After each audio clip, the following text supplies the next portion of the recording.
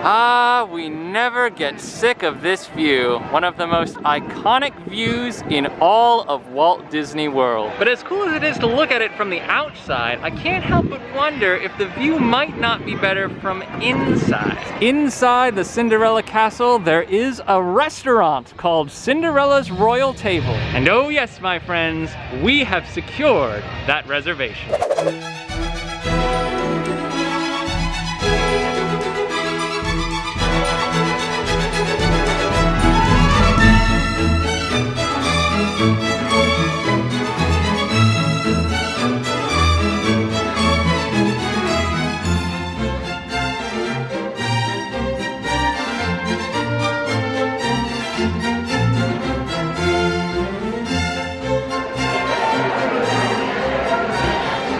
Cinderella's Castle is set menu, so you have a starter, an entree, and a dessert from which you can choose. They bring water to the table. You can also pick something from the wine list or something from the soft drinks to add on to the water and have as an additional beverage.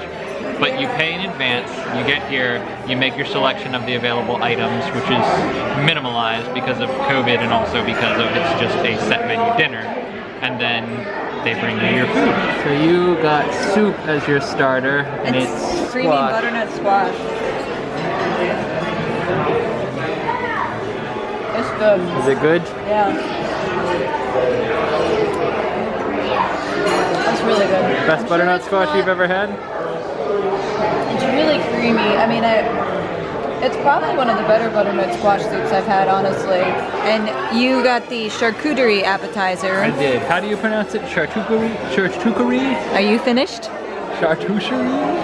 Charcuterie. Once again, completely classless. Should not be in a fancy place. So it looks like you've got some pickles, some meats, some stone ground mustard.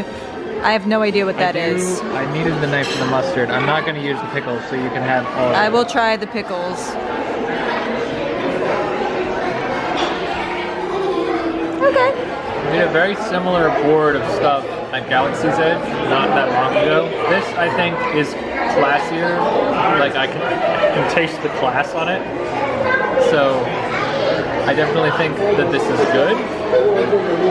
I do feel like the one we had at Oga's might be like a slight bit better, which is weird because we don't know what any of those meats were. They refused to tell us it was all Batuian meats. Yeah, the Oga's one I thought was better, but that was also like $28 or something. Yeah. It is my pleasure that I introduce the lady of the castle and our host today. Please join me in welcoming Cinderella.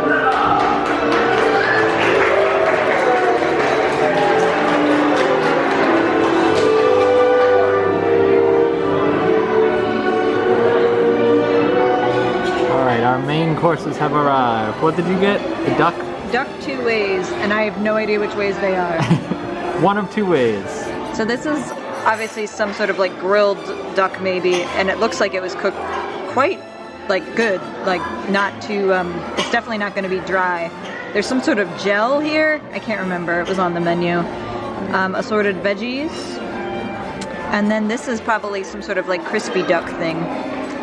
It smells quite good. I have to say, I think it looks better than I was expecting. You can tell we're not food snobs, right? By all these adjectives we're using. This is the crunchy one, and this is the not crunchy one. This is the not crunchy one. And I ordered the grilled chicken breast. It did come with a spinach base. I'm not 100% sure what kind of sauce is on top. I think it's a mustard. Yeah, mustard herb. It actually, I mean, it genuinely looks delicious. But then I'm pretty big on chicken. That was an excellent bite of duck. Good duck. That was quite good. Steal. Yeah. I won't steal the whole thing. No, take it. I've got so much, honey. Okay. Take it. Okay. I have to say my expectations were kind of low just because you hear a lot about this place and you have friends who have been here before that did not always speak highly of their experiences, but I don't know, maybe they stepped up their game. Oops. I mean, right now with COVID, the princesses, number one, there's only one princess, it's Cinderella. Number two, she doesn't come to everyone's table. She manages to hit a couple of the outside tables to say hey, but she's always between 3 and 6 feet away from those people. And us over here on the windows, we just get a wave and a blown kiss. It's more than enough for me. It's cute. I like the view. Yeah, you get to choose basically, well, you don't get to choose, you get assigned either the view or the interaction with Cinderella. So a lot of people have been saying this really isn't worth the price tag right now because the princesses don't come up and greet you, less character interaction, and the food isn't that good. I mean, we're not food snobs and we're not very classically educated, but I think the food is great. Does this count as a hidden Mickey? Ear, face. And now for the dessert that everyone knows and loves here. The clock strikes 12. I don't know if everyone loves it because it tastes so good, but because it is visually it's really cute. Interesting. So I think it's like a chocolate mousse and then you get a little ice cream. It doesn't look like vanilla. Oh, the ice cream's like hazelnut. I think that's good. I got the Jack and Gus cheesecake here. We've got powdered graham cracker on the side and some fruit. Honestly, it's adorable and aesthetically pleasing. I don't know if it's going to be any different, better, or worse than a standard piece of cheesecake, but it's fun to look at. I was also awarded this sugary-looking treat for turning another year older today. Cheesecake down the hatch.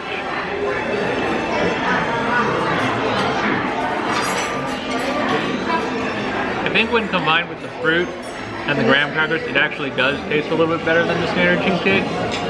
The cheesecake itself, if you just ate it by itself plain, would probably be nothing special. But again, presentation is half the battle. Cinderella's table does presentation really, really well. So in lieu of Cinderella not actually coming around table to table and signing autograph books, she is handing out lithographs, pre-signed Cinderella autographs on these little cards. And quite frankly, I think this is an adorable little exchange. So we get to keep this. It's our little souvenir from the Cinderella's Royal table.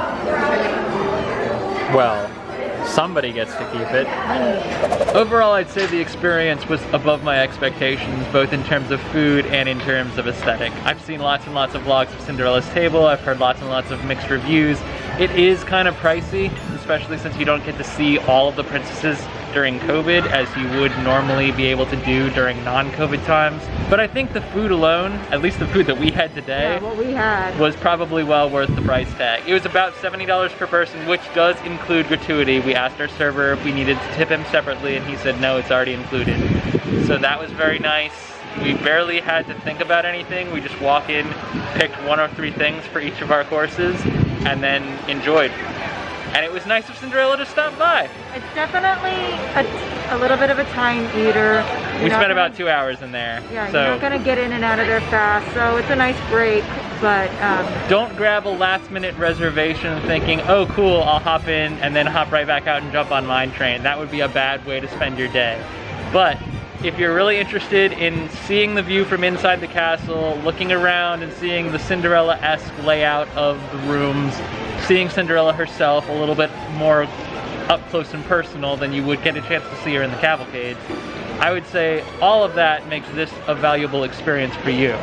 Just be aware of your timing, be aware that the price tag is a little bit hefty, that the experience is a little bit more limited right now, but that it's still worth the price tag if you're interested in any of those things. This has been Tim and Katie pretending to be foodies. Every day truly is a new adventure when you know absolutely nothing about food. Bye!